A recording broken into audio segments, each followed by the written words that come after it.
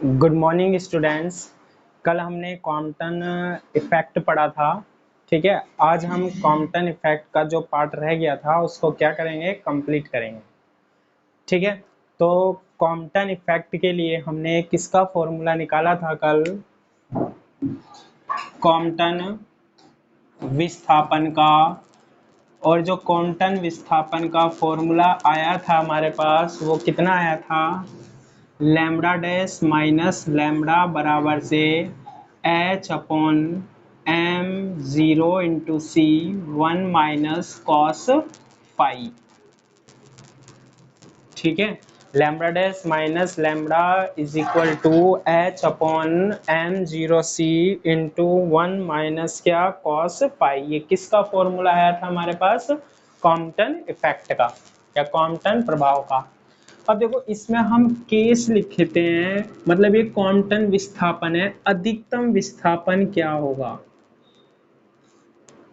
अधिकतम विस्थापन कितना आएगा, है ना? तो देखो, फाई का मान अगर हम जीरो रखते हैं तो कोस जीरो का मान कितना होता है? 1 होता है। और 1 माइनस 1 जीरो, तो कॉम्पटन विस्थापन क्या आता है इस केस में? जीरो। यदि फाई की वैल्यू 90 रखते हैं तो कोस फाई की वैल्यू कितनी आएगी? 90 पर।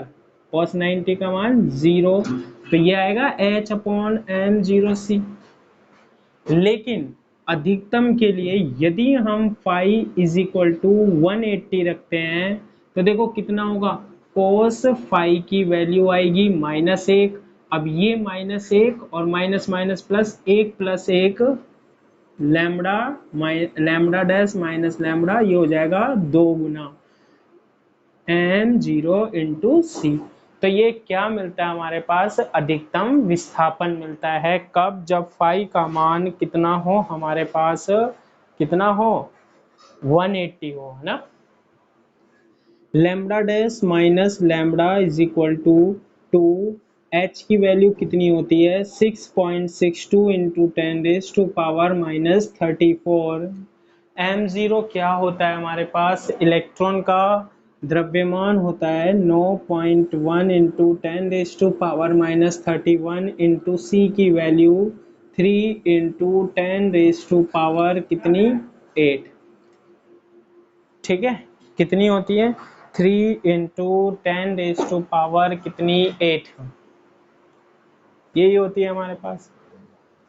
जब हम इसको सोल्व करते हैं तो lambda dash minus lambda is equal to 0.048, यानी कि कहने का मतलब है कि इसकी वैल्यू जो है इतनी आ जाती है कॉम्पटन विस्थापन की एंगस्ट्रॉम। कितनी आ जाती है?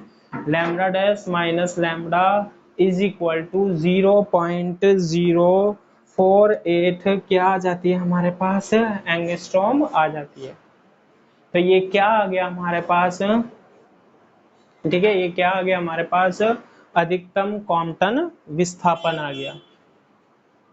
ठीक है, अब देखो, इसके आगे हमारे पास दो चीज और पूछी जाती है। ठीक है, पहले हम निकालेंगे इसमें प्रतिक्षिप्त इलेक्ट्रॉन की दिशा। ठीक है, क्या निकालेंगे? प्रतिक्षिप्त इलेक्ट्रॉन की दिशा निकालेंगे।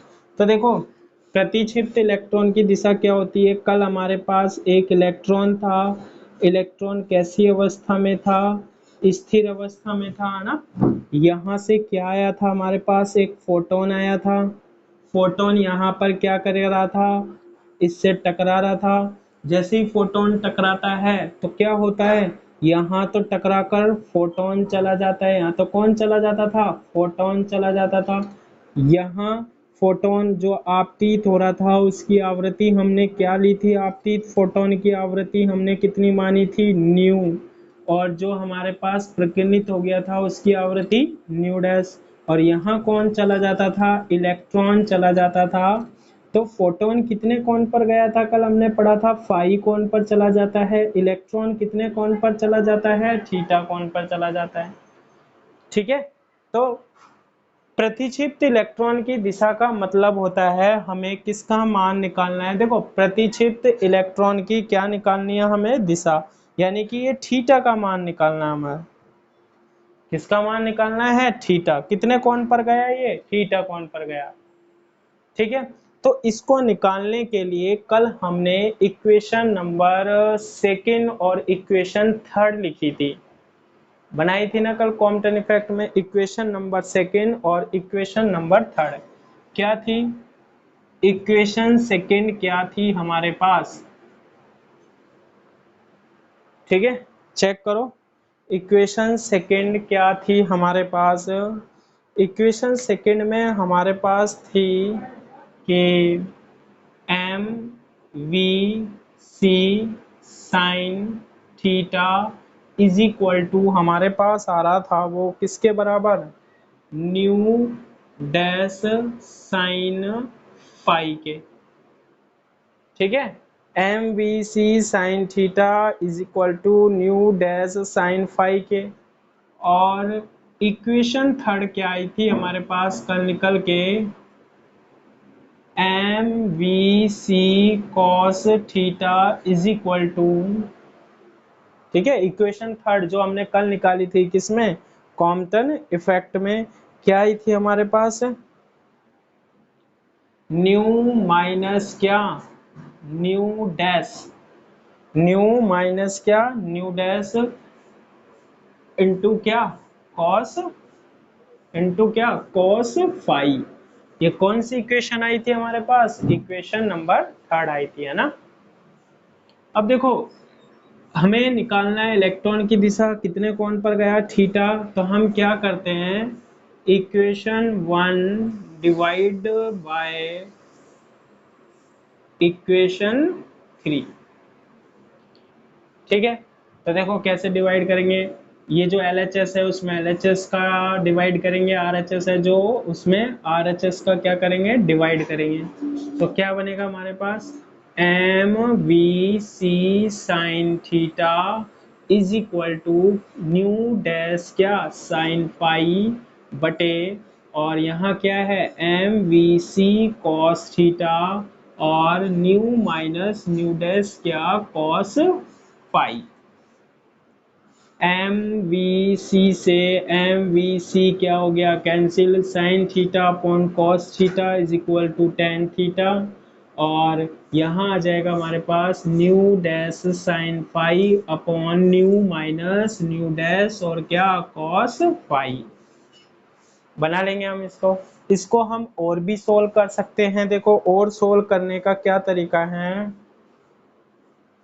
इसमें से हमने टेन थीटा, ऊपर हमने न्यू डैश आ रहा है ना, तो नीचे हम क्या कॉमन ले लेते हैं, न्यू डैश कॉमन ले लेते हैं।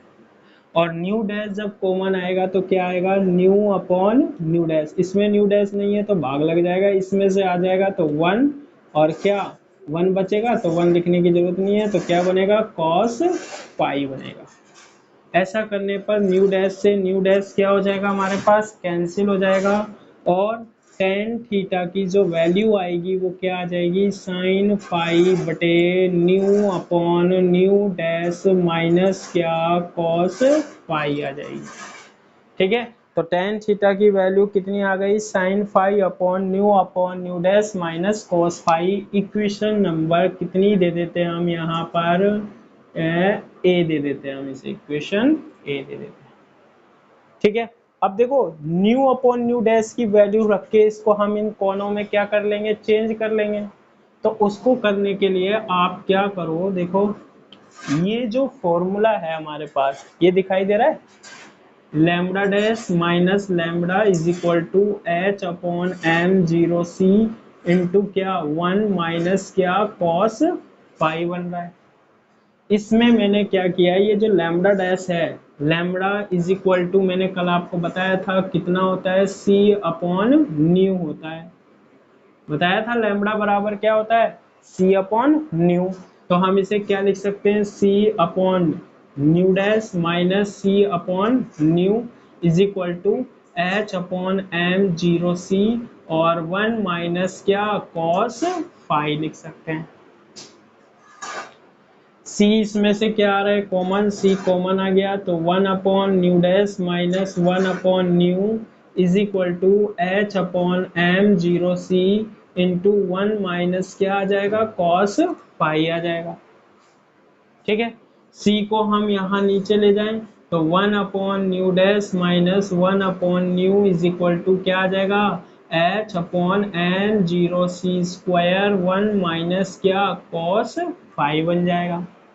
इसका हम एलसीएम ले लें, न्यू इंटू न्यू डैश से nu cancel, nu minus nu से nu cancel, nu dash is equal to H upon M zero into C square 1 minus क्या आ जाएगा कॉस पाई आ जाएगा, आ जाएगा।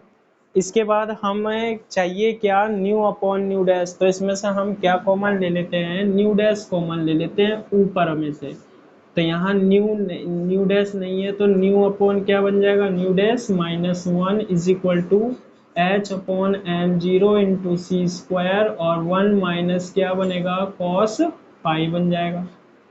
ठीक है, और नीचे क्या है यहाँ पर न्यू इंटू न्यू डैश से न्यू डैश कैंसिल तो क्या आएगा nu upon nu dash minus 1 और ये न्यू इधर मल्टीप्लाई कर दिया H nu upon M zero into क्या सी स्क्वायर 1 माइनस क्या कॉस पाई आ जाएगा।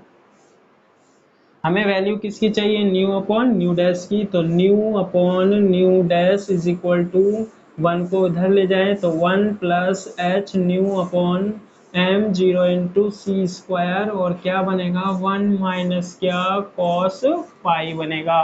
तो ये किसकी वैल्यू हमने बना ली न्यू अपॉन न्यू डैश की वैल्यू बना ली, बन जाएगी। किसकी वैल्यू बना ली हमने न्यू अपॉन न्यू डैश की। तो अब हम इसमें न्यू अपॉन न्यू डैश की वैल्यू को क्या कर देंगे रख देंगे। ठीक है, तो फ्रॉम इक्वेशन 1 इक्वेशन ए क्या बनेगा बताओ tan theta is equal to tan theta is equal to ऊपर तो क्या है हमारे पास साइन पाई बटे न्यू अपॉन न्यू डैश की वैल्यू कितनी है 1 plus H nu upon M zero into C square 1 minus क्या कॉस पाई। ठीक है, और उसके बाद हमारे पास माइनस आ रहा है तो हम क्या लिखेंगे माइनस इंटू क्या कॉस पाई। ठीक है, तो देखो ये जो वैल्यू हमने निकाली है किसकी न्यू अपॉन न्यू डैश की, अब हम इसको क्या कर सकते हैं याद कर सकते हैं ना, तो इसको हम हटा देते हैं इसको।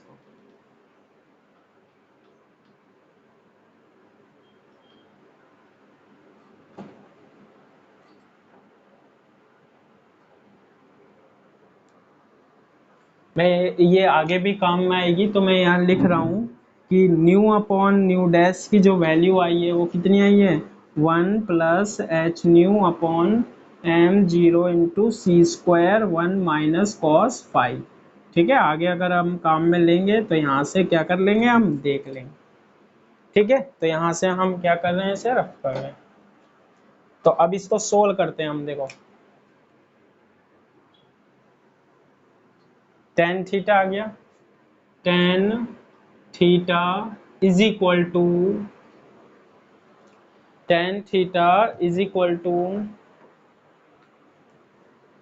क्या बनेगा देखो ऊपर आ रहा है हमारे पास कितना साइन फाई बटे ऊपर कितना आ रहा है साइन फाई बटे नीचे हम इसे क्या कर लेते हैं मल्टीप्लाई कर लेते हैं, हम नीचे क्या कर लेते हैं इसे मल्टीप्लाई कर लेते हैं। क्या बनेगा हमारे पास देखो 1 plus H nu upon M zero C square को 1 से मल्टीप्लाई किया तो क्या बनेगा H nu upon M zero into क्या सी स्क्वायर, फिर H nu upon M zero C square को cos पाई से मल्टीप्लाई किया तो क्या बनेगा minus H nu upon M zero into C square और किससे मल्टीप्लाई किया हमने cos पाई से और माइनस क्या आ रहा है हमारे पास cos पाई आ रहा है।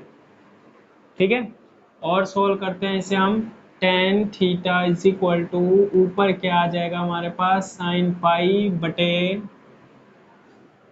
ठीक है, अब देखो ये वाला पद है, इसको तो मैं ऐसा कैसा लिख लेता हूँ, 1 plus H nu upon M zero into क्या सी स्क्वायर। ठीक है, 1 plus H nu upon M zero C square minus cos phi को हमने क्या ले लिया यहाँ पर, कॉमन ले लिया, तो क्या बनेगा देखो, इन दोनों में से लिया, माइनस बाहर आ गया तो अंदर प्लस बन जाएगा, H nu upon M zero into C square plus कितना 1। इसके बाद हम लिख सकते हैं tan theta is equal to क्या साइन फाई। अब देखो ये पद और ये पद दोनों में से कॉमन आ रहा है, 1 plus H nu upon M zero into C square, दोनों में से क्या आ गया, कॉमन आ गया, है ना। और ये दोनों में से कॉमन आ गया तो हमारे पास यहाँ तो क्या बचेगा, 1 माइनस के क्या कॉस फाई, तो ये किसका मान निकल गया हमारे पास, टेन थीटा का। इसे हम बोलते हैं प्रतिक्षिप्त इलेक्ट्रॉन की दिशा। ठीक है, इलेक्ट्रॉन कितने कोण पर जा रहा है हमारे पास, थीटा कोण पर जा रहा है। यहाँ से हम किसकी वैल्यू भी निकाल सकते हैं, थीटा की वैल्यू निकाल सकते हैं, क्या आएगी, टेन इनवर्स क्या साइन फाई बटे बटे 1 plus H nu upon M zero into C square into 1 minus क्या कॉस फाई। ठीक है, तो ये हमने क्या निकाल ली, प्रतिक्षेप्त इलेक्ट्रॉन की क्या निकाल ली, दिशा निकाल ली। ठीक है, क्या निकाल लिया हमने, प्रतिक्षेप्त इलेक्ट्रॉन की क्या दिशा।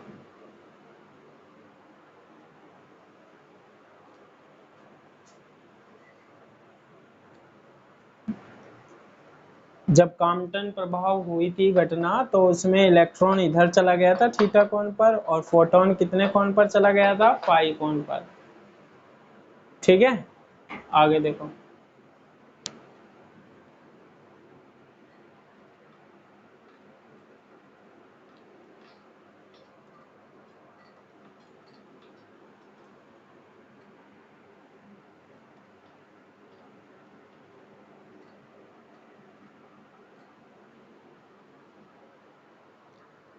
सेकंड हम इसमें निकालते हैं क्या, प्रतिक्षिप्त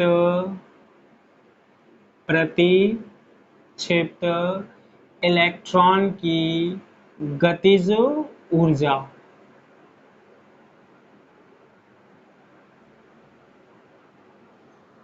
ठीक है, क्या निकालते हैं, प्रतिक्षिप्त इलेक्ट्रॉन की क्या गतिज ऊर्जा निकालते हैं।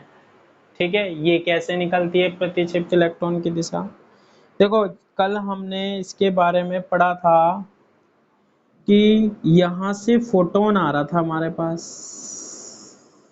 और यहाँ इलेक्ट्रॉन क्या था, स्थिर था, है ना। तो ये जो फोटोन में ऊर्जा थी यहाँ पर वो कितनी थी, एच न्यू थी। फोटोन में ऊर्जा कितनी थी, एच न्यू थी। और ये फोटोन जब इलेक्ट्रॉन से टकराया, ये फोटोन जब इलेक्ट्रॉन से टकराया तो इसने कुछ ऊर्जा किसको दी, इलेक्ट्रॉन की, और बाकी ऊर्जा लेकर ये यहाँ पर निकल गया। और यहाँ ऊर्जा हमने कितनी मानी थी, एच न्यू डैश, कितनी मानी थी हमने, एच न्यू डैश मानी थी हमने। ठीक है, ये कितनी ऊर्जा है हमारे पास, एच न्यू और डैश है। ठीक है, तो हमें निकालनी है इस, ये जो इलेक्ट्रॉन गए हैं ना यहाँ से गति करता हुआ, इसकी गतिज ऊर्जा निकालनी है हमें। ठीक है, तो देखो गतिज ऊर्जा का जो फॉर्मूला है वो क्या होता है, E बराबर से 1/2 mv स्क्वायर है, यही होता है। लेकिन आप इस केस में देखिए, मान लो, ठीक है मान रहे हैं, मान लो इसके पास कितनी ऊर्जा है, 5 जूल ऊर्जा है। किसके, फोटोन कितनी ऊर्जा लेकर आ रहा है, 5 जूल। 5 जूल को मैंने किससे व्यक्त किया है, एच न्यू। वास्तव में कितनी है, एच न्यू है ना। इसने कुछ ऊर्जा इलेक्ट्रॉन को दी और शेष ऊर्जा लेकर ये यहां पर चला गया। मान लो इसकी ऊर्जा कितनी हो गई बाद में, एच न्यू डैश कितनी हो गई, एच न्यू डैश, यानी कि यहां तक आ गई। इसके पास अब कितनी रह गई इसकी ऊर्जा, 2 जूल रह गई। तो बताओ इलेक्ट्रॉन को कितनी ऊर्जा मिली होगी। सीधा सा पता लग रहा है, अगर हम संख्यात्मक मान देखें तो पहले तो कितनी थी, 5, बाद में कितनी है, 2, क्योंकि प्रत्याश टक्कर थी, ऊर्जा की तो हानि होती ही नहीं है। तो 5 में से 2 गया तो बाकी कौन लेके गया, इलेक्ट्रॉन लेके गया, क्योंकि पहले तो वो स्थिर था, बाकी 3 जूल के कारण वो क्या कर गया, हमारे पास गति कर गया। ठीक है, तो यहां हमारे पास 5 जूल की जगह कितनी है, एच न्यू। तो गतिज ऊर्जा कैसे निकाल सकते हैं, तो ये फॉर्मूला होता है, यहां हम निकालेंगे क्या है, एच न्यू है।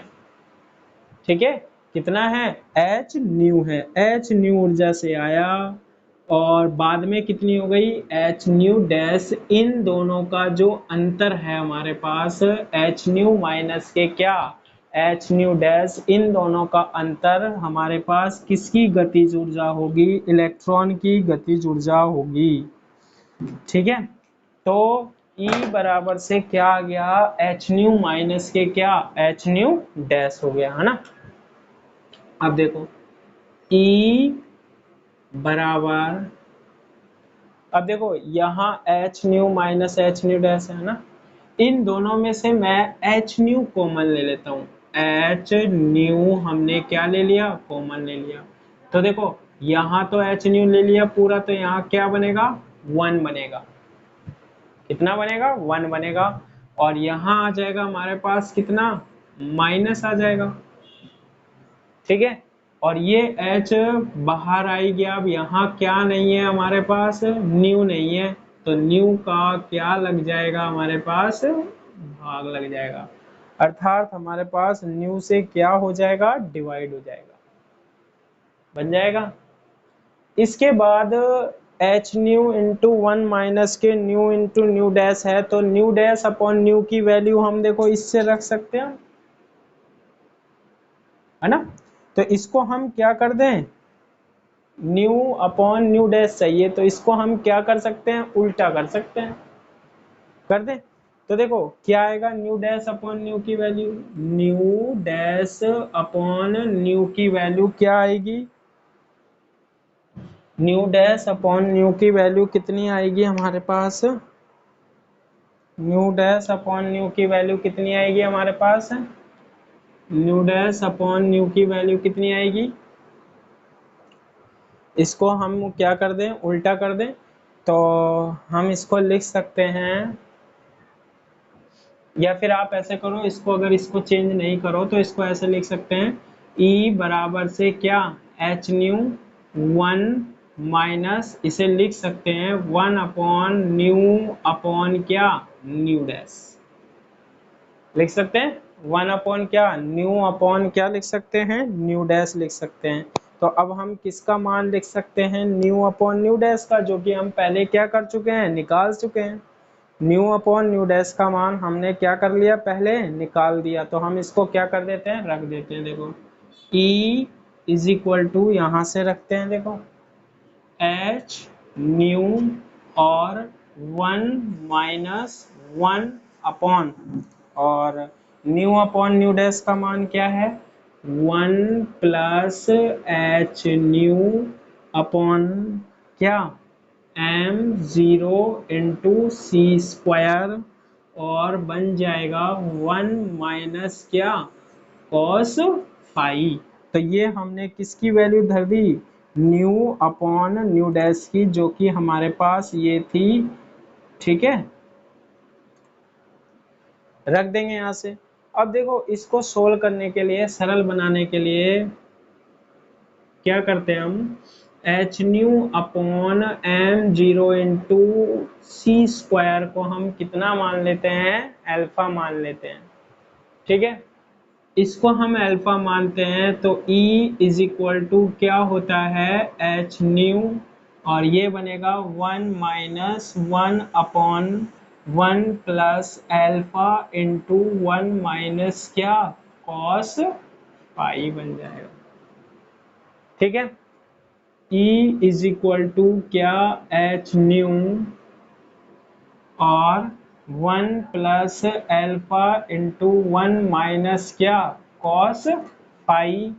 ये हमारे पास ये है, इसको लघुत्तम ले लिया हमने, इसका एलसीएम ले लिया, तो ये बनेगा 1 प्लस एल्फा इंटू 1 माइनस क्या, कॉस पाई, और